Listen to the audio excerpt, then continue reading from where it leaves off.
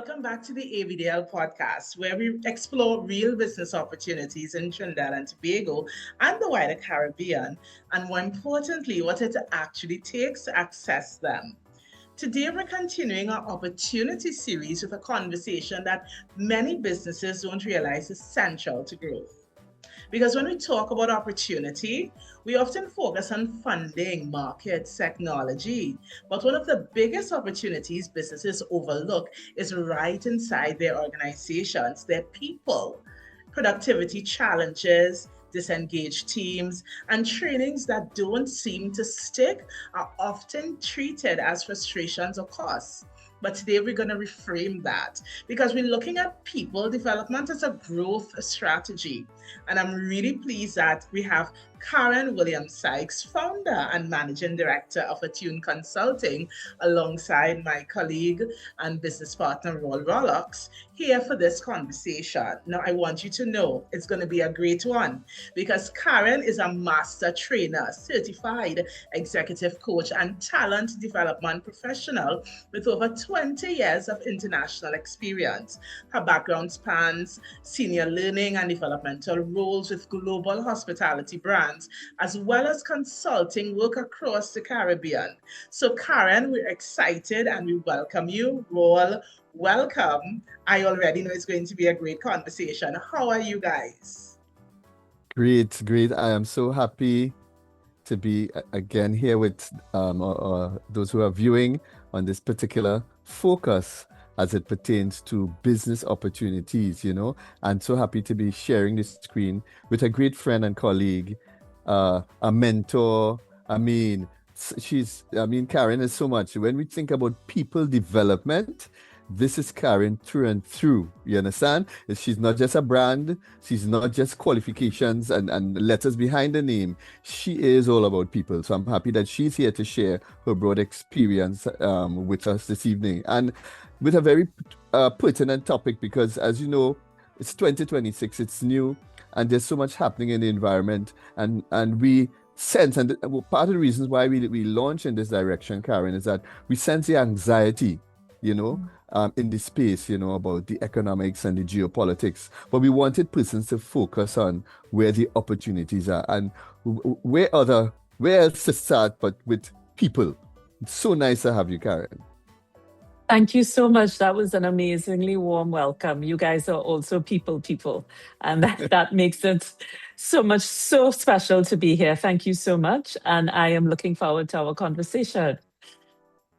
Yeah, great. So guys, I want us to jump in with the idea of productivity opportunity.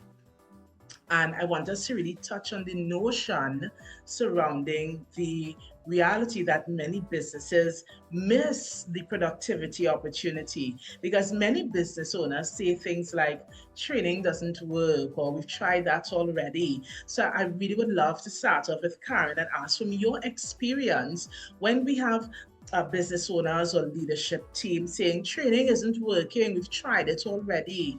From your experience, what's really happening in those situations?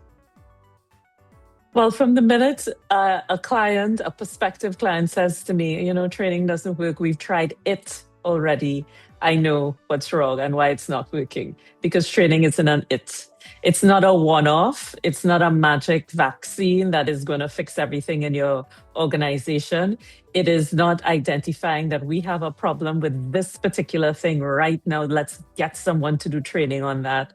And that is magically going to have a domino effect throughout the organization. The whole mindset about learning and development needs to change. We need to focus on learning and development being a continuous thing, and that it is a important and vital part of the leadership within any organization. Learning and development, talent development should have a seat at the table, shoulder to shoulder with the operations, the VP of this and with the GM, because whatever the KPIs are for the organization, the only way we're going to get there is if we are a learning organization, not one that thinks we tried training and it doesn't work. It must be ongoing. It has to be something that is continuous throughout the life cycle of the employee as well as the organization and at every level, because then it works and then it really makes a difference. Yeah, what are your thoughts? Yeah, this is so true. I sometime in a previous organization, I remember we did a series with HERMAT, the HR Management Association of Trinidad and Tobago, and the headline was getting HR into the boardroom. And this exactly what Karyn is saying here. All right, HR at that time wasn't represented in the boardroom. It was just an operational, tactical thing. So it was not part of strategy. So organizations weren't strategic about it. So being an afterthought, they did everything else and then try to fit training. So if your recruitment or even how you do your job classifications or you organize your all those things go right way back, right to the issue of training. If you don't do proper needs assessment. So I'm happy that Karyn has brought that perspective of that integrated approach, holistic approach and ongoing approach, very vital to really seeing results in HR. Yeah, so even as we start to look at it from a strategic perspective, getting HR into the boardroom, understanding long-term impact, I want for us to then do some reframing, help those who really haven't thought about it in depth, be able to distinguish then between training people and developing people and how it makes an impact on what you guys are sharing in this moment. I think I can give a simple example that I think everyone will understand. So when you hire a waiter to work in your restaurant, you might train him in food and beverage service. Great. It's skills. It's the same thing. You might give someone in the kitchen knife skills training. Wonderful. Important. Then what? So if this waiter comes into the restaurant, and is it that the expectation is that this person is going to remain a waiter for the next 20-something years, and that is going to really make them be motivated and inspired, and no other training is ever offered to them, no sort of developmental work is offered to them? And then typically what happens, particularly in hospitality, you have you're lucky and you get a really good waiter. He has all the skills. He has charm and personality and everything. We promote him to be him or her to be a supervisor and then to be a manager. But there's absolutely no additional training ever offered to this individual. No interpersonal skills, no management skills, no leadership skills.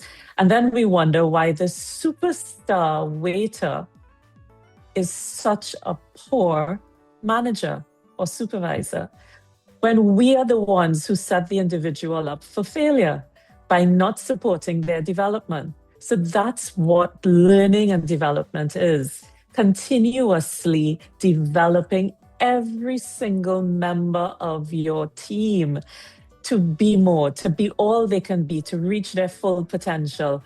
And so that they can say, in 3 years, I want to be a supervisor. In 3 more years, I want to be a manager or an assistant manager. And we are preparing them for that role. And that doesn't happen when you do a one-off training session. It has to be continuous development in different areas and at different levels. You know, as Karyn was talking there, there's so many buzzwords that come up from time to time, and one of them is organizational happiness. And yes. I think although it's a buzzword, I think it has some merit to what Karyn is saying here, because part of that has to do with having engaged employees, engaged staff. And it means engaging a person, not just a skill, not just hands. You understand? A person is intellect, right. A person is passions and dreams. So the organization now has to connect with all those elements to really bring about that, what we call organizational happiness, engagement, and then forth continuous and sustainable productivity. I've had, and we've all heard, GMs, managing directors say, well, I that's just a waste of money. We invest in these people and then they leave. Well, if you don't invest in them and they're not happy, do you want them to stay? Are these the people you want to keep? You want people to be engaged, as Roel just said, and happy. And that's how you get people to stay, because they can see a value. Someone values them, someone is investing in them, and they're growing. They're not doing the same thing 2 years later, or 3, 4, 15 years later that they were doing when they first started.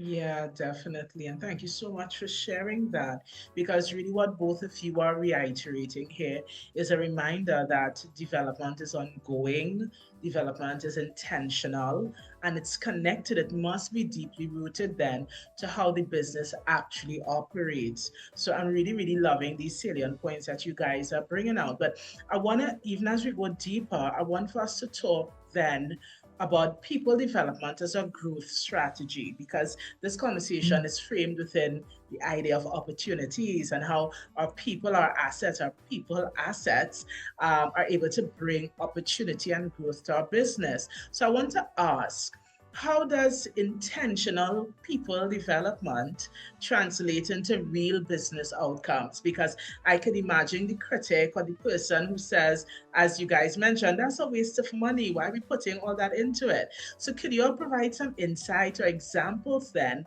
about how developing staff, training, development translates into real business outcomes that would be able to take the business to the next level? Alina, I am biased because I'm a strong learning and development person. But in my biased perspective, I don't understand how a company can grow unless there is continuous learning and development and investment in their human resources, because you will not achieve your goals. Or let me not be so pessimistic. You might achieve your goals, but will it be sustainable? And will you have engaged team members who really feel hitting those targets personally benefits me because it benefits the organization? And that is what engaged, self-motivated, and really in tuned team members feel like. And so they don't want to leave. They want to think, what more can I do? What else can I do? Because you know what? Next year, they're going to be training me on something else. They're going to be lifting me to another level. So I want to stay here. And I want this organization to be a success, so I can stay here and be with them. So when you develop and train your team members, it's not airy-fairy, it's not pixie dust. It is real and meaningful. You start having your team members coming to you as a leader, coming to you with their ideas, because now they're innovative. They are thinking, what else can I do, or how we can do it better. It's people on the front line who get the good, the bad, and the ugly from the client, from the customer, who know what the customers want. So if they are engaged, then they're going to take that information and bring it back to the table, because you are creating, or you should have created, an environment where they feel invested in, listened to, and now they want to add more to the organization so that the organization grows. So that's my biased opinion. And I've seen it many times work. And we can see it in Trinidad. The successful companies are doing exactly that. Yeah, no, this is so true. And we really have to, as you spoke there about reframing how we see it, Alina, how we see people, right? And if we just see people as an expense, you understand? We're gonna be just looking at the balance sheet, or the income and loss, the profit and loss, and saying this isn't making sense.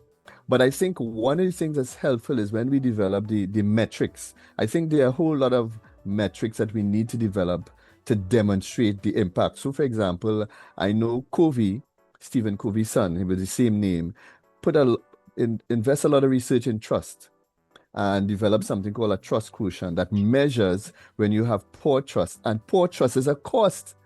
That's a cost to the organization. All right. When you have to do rework, when you have to have more security because you don't trust your staff and people, all these things are hidden costs. When you have engaged staff, all these costs go down. All right. So I think there's a case to be made, even if you look at it from a return on investment perspective, that once you make the proper investment, strategic investment in learning and development, you will see the returns, because all those hidden costs of doing business will go down. Right? Having to retrain all the time because you have a poor system, having to find people, people leaving the job, all those things are costs that we don't spend enough time measuring, So I certainly agree with what Karyn shares. Roll, that's such a fantastic point. And I'm a huge Franklin Covey fan. I'm a certified Franklin Covey facilitator, actually. So the material, I'm so glad you mentioned that. That trust quotient is incredible and so under considered in organization. And also to add to all the costs you just mentioned, there's a cost in recruitment. Yes. Especially if we think about senior levels and if we're thinking of bringing in like expats and so on, there's a cost. Every time there's turnover and stuff, there's a cost there. So we want to keep the good people and we want to keep people because all people are potentially powerful. You can't, another thing we hear all the time, we just can't get good people anymore. Well, they've been saying that forever and ever. So I guess none of us are good people. Or is it just that no one took the time to invest and develop us to make us reach our full potential? So let's make that the cost of investing in our human resources, because that has a very high return in investment. Yeah. This entire conversation has been framed around opportunity and opportunities that are connected when we develop people. And I'm imagining the leader, the entrepreneur that's seeing this and really listening into the conversation and saying, I think I need to position myself. Let's position the company to do differently. So I want to ask two perspectives. On one hand, Karyn, I would love for you to share how the work that you do with Attune Consulting supports persons who are ready to step into deeper work, developmental work, and really enhance the support they give to staff because they understand that support will bring opportunity. And Roll, I know at ABDL, there's always a focus on readiness and organizational readiness. And I'd love if you would share a perspective for that person who's saying, wow, I really see space for me to do differently, how this different step that they can take can really enhance their ability to be ready and connected to take business to the next level, and how the work that ABDL does really is able to hold hands with that. So Karyn, I'd love to be able to start off with you in helping those listening who are recognizing that need to take it to the next level, to not feel excited but hopeless because they're not sure where to turn, because certainly Attune Consulting can help. Can you share? Yes. So it starts with the mindset of the decision maker, whether that's the managing director, the founder of the company, etc. And we've mentioned this before. Stop thinking of your human resources as an afterthought. We're going to build a building, buy the goods, have the services, and then we're going to think about who we're going to hire to work there. It has to be that you want, whatever your product or service is, has to be delivered by the best, has to be someone who represents you. That's how I always try to get the decision makers to look at the situation. Whatever your product or service is, whatever your business is, the person on the front line represents you. You got into this business because you had a passion for it. This is your business. You don't want someone there at the front line messing up your business. How do you ensure that happens? And you might want to come to a consultant to help you develop the skills and leadership characteristics of that individual. And I say leadership Because whether we are the most junior person in the organization or the most senior person, we are all leaders. And that's the mindset change that we need to make. And that's how learning and development becomes ongoing, because we are training leaders. Now, this person may be just in customer service. This is where they're starting, but we want this person to be a leader in customer service. And to understand that, it means that it's more than just how to use the system, how to use the POS, how to keep track and take inventory. It is personality skills, interpersonal skills, communication skills, time management skills. And you don't train everything in one training session.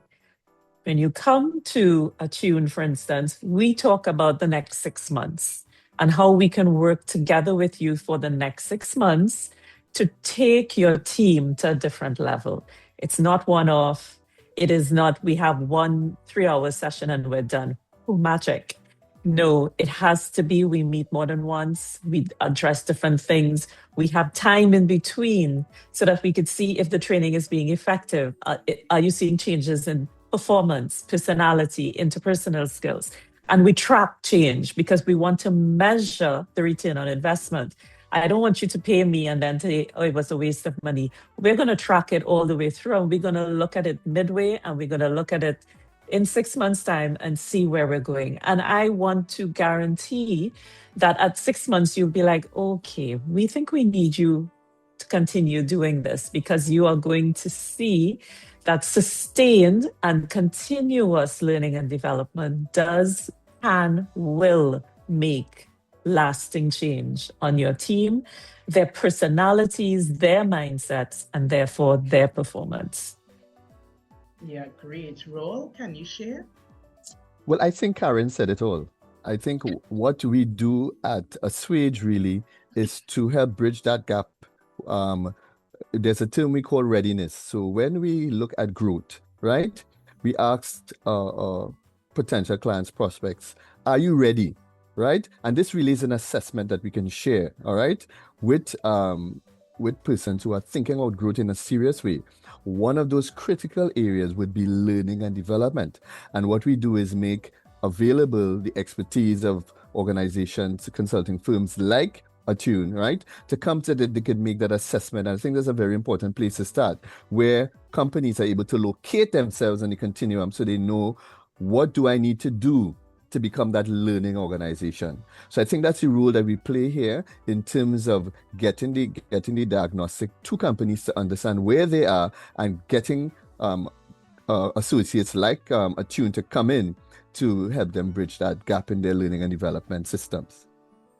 Yeah, Karyn, well, thank you so much. This conversation, it really reframes the notion of people development, not as a cost, but as a growth opportunity that many businesses are probably overlooking. And, I think what this conversation really reminds us is that opportunity doesn't solely start outside of the business. It really starts within. And before we get super focused about talking concerning growth and funding and expansion, we can all agree that we have to look at how our people are being supported, how they're being developed and led. And when businesses treat people development as a real growth opportunity, not as an afterthought, as Karyn mentioned earlier, where HR may not be in the boardroom, or they not maybe always included in those strategic decisions. When we position people development to be the recognized and important thing that it is, as Karyn guarantees, productivity improves, confidence grows, teams show up differently. And, for our listeners, the message is clear. We're not just about pushing people harder. It's about building systems that help people perform. And this is why Roel mentioned all of these tools that are so pertinent to helping leaders. Yeah. So we thank you for joining us. We trust that this has been an insightful conversation, and we look forward to sharing even more with you in the comments below in the description box. So if you are one of those persons that recognize, hey, I need to do more, I need to do better, you can get in contact with Attune Consulting. You can get in contact with Assuage. And until the next conversation, Take care and continue tuning in.